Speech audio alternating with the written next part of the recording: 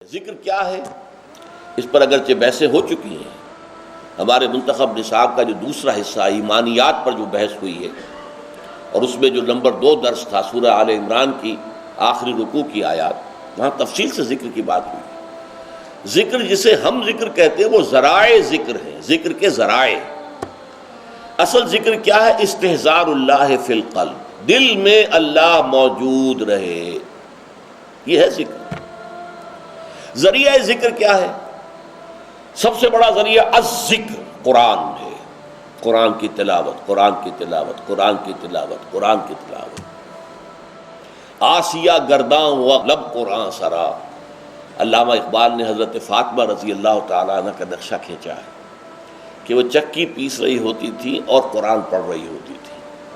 آسیہ گرداں، آسیہ چکی، چکی کو چکر دے رہی ہیں اور ساتھ ہی قرآن پڑھ رہی ہیں. میں نے خود دیکھا اپنے بچپن میں، ہماری اپنے خاندان کی خواتین چکی بھی پیستی تھی اور قرآن مجید پڑھتی تھی، اور گود میں بچہ بھی ہے جو دودھ بھی پی رہا ہے ساتھ کے ساتھ. سارے کام ہوتے تھے. تو الذکر قرآن ہے.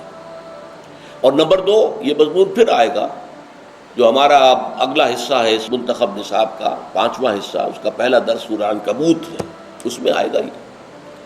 دوسرا ذکر کا طریقہ کیا ہے؟ نماز. یہ جامع ترین ذکر ہے.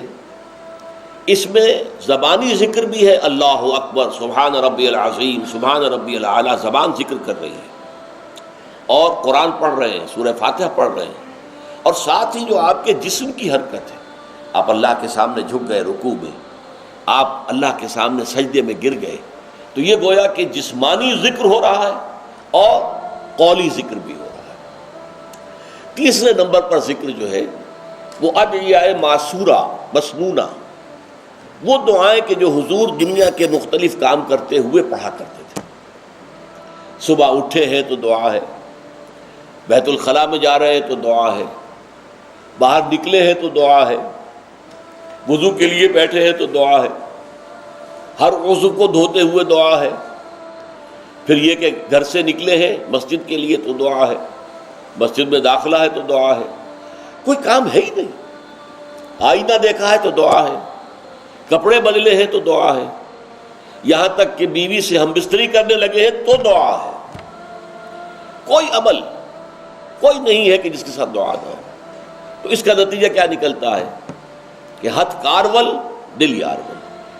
کام آپ کا ہاتھ وہ کام کر رہا ہے اور دل جو ہے اللہ کے ساتھ لگا ہوا ہے.